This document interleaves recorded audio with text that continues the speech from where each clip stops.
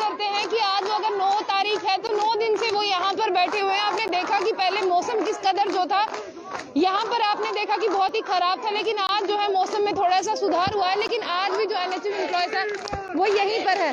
और मैं आपको बता दूं कि आप देख रहे हैं कि जिस तरह से बारिश हो, दिन हो या रात हो, यहाँ पर एनएचएम एम्प्लॉयज जो है वो बैठे हुए हैं। और उन्हीं के साथ यहाँ पर मैं आपको बता दूं कि उनके बच्चे भी आज जो है यहाँ से बैठे हुए हैं। और इस तरह की शिकायतें भी आ रही थी कि उनको जो है वो परेशान किया जा रहा है। तो यहाँ पर मैं आपको बता दूं कि चलिए इनसे बात करते हैं। इनके साथ जो बच्चे उनसे, आपका नाम क्या है? पीहू। यहाँ पर किसके साथ है हो? मम्मा के साथ। कौन सी आपकी मम्मा? देवाली। आप यहीं पे रहते हो अपनी मम्मा के साथ? हाँ। दिन को? हाँ। और रात को? हाँ। यहाँ पे ही रहते हो? तो यहाँ पे क्यों आई है आपकी मम्मा? जॉब के लिए। जॉब के लिए आई है। तो अभी आप कुछ मैसेज देना चाहोगे किसी को? सबको कंटिन्यू किया जाए। मैं आपको बता दूं कि काफी देर से जो इस बच्चों को जो है हम यहाँ पर देख रहे हैं, ये 2 बच्चे यहाँ पर हैं और ये अपनी मम्मी के साथ जो है यहाँ पर आए हैं। और ये भी यही कहते हैं कि इनको जो है कंटिन्यूशन दो। इनसे पूछते हैं आपके पापा कहाँ हैं? घर पे है। पापा घर पे हैं। तो आप अपनी मम्मा के साथ यहीं पे रहते हो? हाँ। तो चलिए हमने इनसे पूछा, ये रात को भी जो है वो यहीं पे रहती है। एक बच्ची जो है वो वहाँ पर है और एक यहाँ पर है। और आपने इससे पहले भी देखा था 4 मंथ की बच्ची भी थी जो अपनी मदर के साथ यहाँ पर आई थी। तो दिन हो चाहे रात हो, जिस तरह से हम देख रहे हैं मौसम खराब था, ये बच्चे यहीं पर बने हुए थे। और आज जो है बच्चे काफी ज्यादा वीक भी लग रहे हैं पहले से ज्यादा, क्योंकि बच्चे जो है वो काफी बीमार हो चुके हैं। ये तस्वीरें मैं अभी भी आपको गवर्नमेंट मेडिकल हॉस्पिटल के बाहर की दिखा रही हूँ। और आज जो है मौसम थोड़ा सा साफ हुआ था, तो उसी के साथ ये बच्चे यहीं पर है, चाहे मौसम साफ हो चाहे खराब हो, ये यहीं पर रहेंगे। इसके बीच में कुछ ऐसी शिकायतें भी आ रही थी कि इनको परेशान किया जा रहा है। पहले इनसे पूछते हैं कि आखिर इनको परेशान कौन कर रहा है। और यहाँ पे भी एक बच्चा, क्या नाम है आपका? निहारिका भगत। निहारिका किसके साथ आए हो? मम्मा के साथ। यहाँ पे क्यों आई है आपकी मम्मा? जॉब गाने।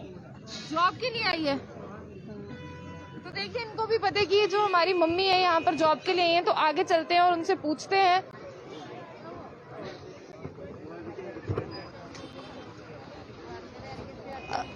यहाँ से कुछ दिन पहले जो है बताया गया था कि आपको जो है यहाँ से उठने के लिए बोला जा रहा है। तो मैं जानना चाहूंगी ऐसा किसने कहा था आपको?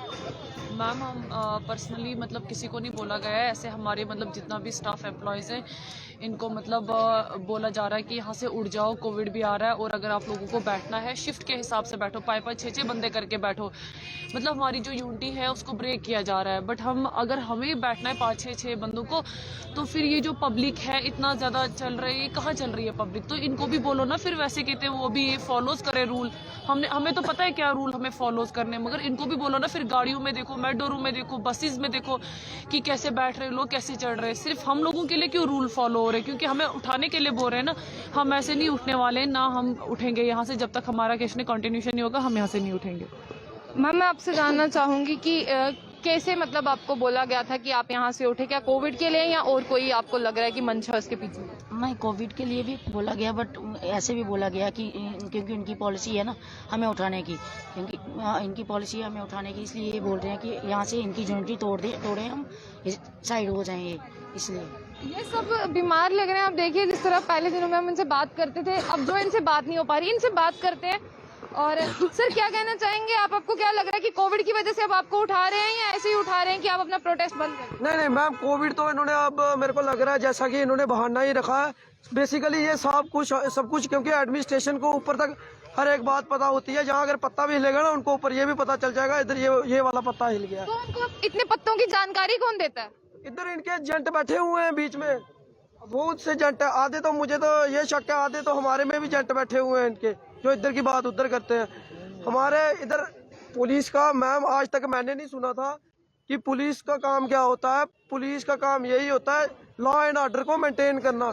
आपका लॉ एंड ऑर्डर, हमारा प्रोटेस्ट यहाँ पे बैठा हुआ, आपको यही देखना हमारी सेफ्टी के लिए आपको इधर खड़ा किया गया, ना कि हमें धमकाने के लिए। इनके बंदे हमारे बच्चों को टारगेट करके बोल रहे हैं बार बार कि ठीक है कोई नहीं, थर्मोकोल डाल लेना, आपको रेगुलराइज होना। कोई नहीं, हम आपको रेगुलराइज करवाते हैं। फिर तो मैं बोलता हूँ कि आपने क्या लॉ की किताबें पढ़ ली तो क्या आपको ही कानून सारा पता होने लगा? हमें कानून की कोई जानकारी नहीं है। तो कोई नहीं सर, आप भी अपना काम जारी रखो, फिर हम भी, हमारी जॉब का ये है कि अभी निकला है कि हमने ज्वाइन करना है या नहीं करना है, हमने करनी भी है या नहीं करनी है, क्योंकि 3 महीने की भीख हमको चाहिए ही नहीं।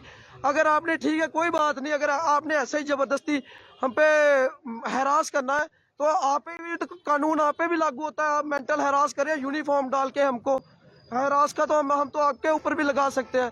और ऊपर से अगर हमारा कोई भी बच्चा इधर से कोई थर्ड पार्टी आ गई, जब कोई भी कुछ भी उसका एक भी बाल भी बांका हुआ, उसका सीधा जिम्मेवार ये एडमिनिस्ट्रेशन होगी, ये सारे बंदे होंगे। जैसे आपको उठाने की कोशिश कर रहे हैं, आप लोग क्या यहाँ से उठेंगे? नहीं, ये ख्वाब ये दिमाग में से निकाल देंगे, हम उठ जाएंगे। अगर मेरी बात पे नहीं यकीन है, ये क्या सब भाई आप उठना चाहते हो, बता दो आप। लेकिन पिछली बार की सिचुएशन भी आपके सामने थी कि लाठीचार्ज किया गया था स्टूडेंट्स पे। मैम तब क्योंकि हमने लाइफ में कभी प्रोटेस्ट किया नहीं था, हमें मालूम ही नहीं है प्रोटेस्ट का XYZ क्या होता था।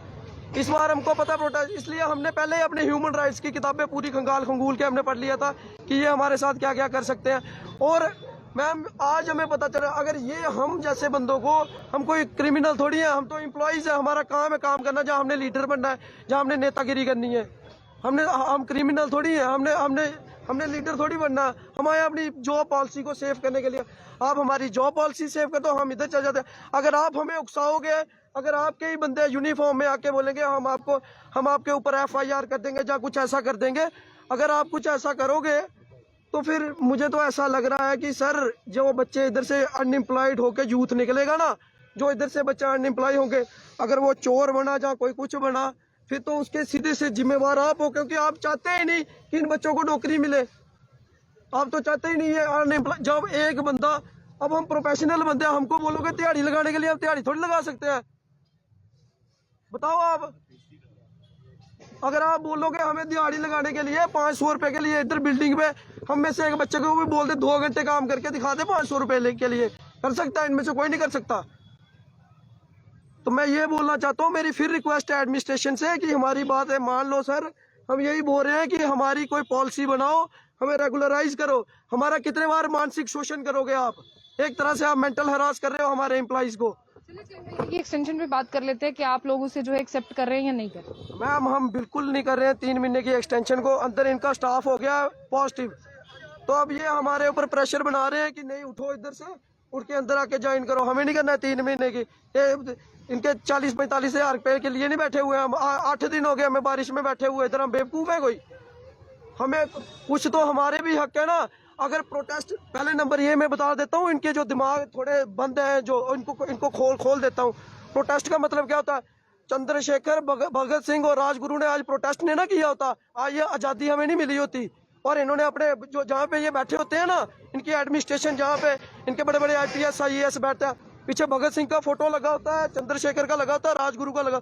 और उन्होंने ही सिखाया है कि हमें कैसे अपना, अगर हक ये एडमिनिस्ट्रेशन ना दे तो हमें किस तरह से लेना चाहिए। और उस बात का इन्होंने आज मजाक बना के रख दिया है, और हमारा मजाक बन के रह गया। इधर से आप देखते हैं, क्या पता इधर हमारे कितने रिलेटिव्स निकलते होंगे, और हमारी हालत क्या कर दी है इस गवर्नमेंट ने। पढ़े लिखे नौजवान सड़क पर आ गए। पढ़े लिखे मैम, ये सेफ एम्प्लॉयमेंट की बात करते हैं। मुझे बताओ ना, अब ये आपने जो एम्प्लॉयड बंदे उनको अनएम्प्लॉयड करके सड़क पे बिठा दिया है। चलिए सेवा सिंह बाली जी भी, इनसे भी एक शॉर्ट नोट पे बाइट ले लेते हैं। सर सिर्फ एक ही सवाल रहेगा आज का मेरा, क्योंकि ये प्रोटेस्ट तो ये कर सकते हैं, इनका राइट है, ये अपने लिए जो है वो, लेकिन इनको जैसे उठाया जा रहा है, आपको क्या लगता है कि देर रात अंधेरे में आए और कुछ भी कर सकते हैं? कुछ भी कोई नहीं कर सकता है। ये देश किसी के बाप का नहीं है, ये हम सब हिंदुस्तानी शहरी है, और जो हर एक हिंदुस्तानी को ये अधिकार है वो अपने बात को रख सकता है। उसके ऊपर कोई भी दबाव होगा उसको हम एक्सेप्ट नहीं करेंगे। वो अगर अपनी तानाशाही हम पे चलाना चाहते हैं तो हम भी जवाब देने के लिए बिल्कुल तैयार हैं, मगर उसके बाद भी हम किसी किस्म का वायलेशन नहीं किया। पिछले 9 दिन से ये बच्चे बारिश में भूखे प्यासे, और छोटे छोटे बच्चे तक यहाँ पर बैठे हैं, तो मुझे लगता है कि इनको शर्म आनी चाहिए। खुदा के घर में, वाहिगुरु के घर में और भगवान के घर में, उनके सामने भी इनको जवाब देना होगा, तो वहां भी ये जवाब नहीं दे जा पाएंगे, क्योंकि इन बच्चों के साथ जिस तरीके से इन्होंने नाइंसाफी शुरू की है, तानाशाही इनके ऊपर लागू की जा रही है, कानून से बढ़कर कोई नहीं है, और इनका राइट है ये अपनी बात, जब ये अपनी बात पिछले 9 दिन से कह रहे हैं कि हमें कंटिन्यूशन चाहिए, हमें कंटिन्यू सर्विस दे दो under NHM job policy frame करके। इनको दबाने के लिए, इनको दबाव बनाने के लिए वो लोगों को भेज देते हैं या पुलिस प्रशासन को भेज देते हैं या किसी को भी भेज देते हैं। वो खुद क्यों नहीं आते इनके पास, इनकी बात को सुनने वाला क्यों नहीं बनते वो। ये जब कह रहे हैं कि हमें कंटिन्यूशन दे दो, हमें कंटिन्यू सर्विस दे दो, ताकि हमें फिर 3-3 महीने के बाद सड़कों पर ना आना पड़े।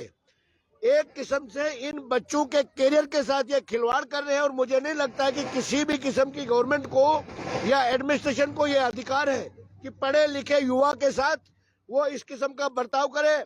उसके लिए हमने प्रॉपर चैनल, देश के प्रधानमंत्री, देश के यूनियन हेल्थ मिनिस्टर एलजी साहब को जो भी एक प्रॉपर चैनल, एक दायित्व बनता है, उस हमने हर जगह पर फॉलो किया और हर जगह पर हमने इनकी गुहार लगाई है। अगर जरूरत पड़ी तो हम कानून का भी दरवाजा खटखटा सकते हैं, मगर इन बच्चों के साथ नाइंसाफी कतई नहीं होने देंगे।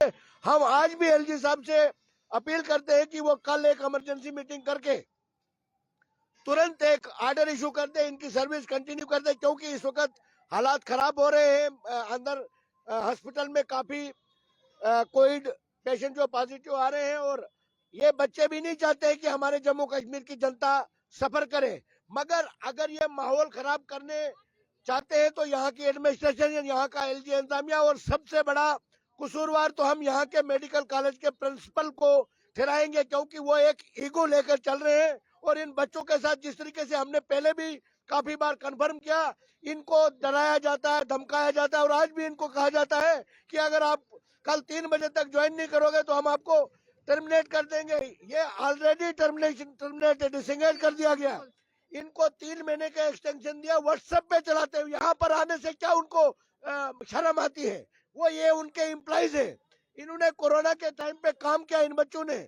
आज इनके वो ऑफिसर कुर्सी से उठ के इनके सामने क्यों नहीं आते, मीडिया के सामने क्यों नहीं आते? अगर इनके दिल में कोई खोट नहीं है, उनकी नीयत में, देश का प्रधानमंत्री ने इन्होंने लिखा, उस कागज को भी इन्होंने दबाया, आरटीआई हमने लगाई, सारे डॉक्यूमेंट्स हम भी इनके कलेक्ट कर रहे हैं। हम भी आने वाले वक्त में इनको ईंट का जवाब पत्थर से देंगे। ये कहीं गलतफहमी में न रहे। इन बच्चों के साथ अगर नाइंसाफी खत्म नहीं की तो आने वाला वक्त जो है इनके लिए बहुत मुश्किलात का सामना करने पड़ सकता है इनको, ये हम कहना चाहेंगे। चलिए, एनएचएम एम्प्लॉयज थे जो यहीं पर, और आपने देखा कि सेवा सिंह बाली जी भी थे साथ में। और साथ ही साथ अगर हम बात करें, कंटिन्यूशन की मांग कर रहे हैं और टर्मिनेशन पे जहां पर सवाल उठ रहे हैं कि इनको बार बार कहा जा रहा है कि अगर आप नहीं ज्वाइन करेंगे आपको टर्मिनेट कर दिया जाएगा। एक्सटेंशन पर बात करते हैं, एक्सटेंशन जो है वो इन्हें नहीं चाहिए, इन्हें कंटिन्यूशन ही चाहिए। तो देखते हैं आने वाले समय में और कितने दिन तक जो है यहाँ पे बैठे रहते हैं। तो ऐसी और भी अपडेट्स के लिए देखते रहिए जंग बुलेटिन। आशिया खान साथ, अल्लाह हाफिज़।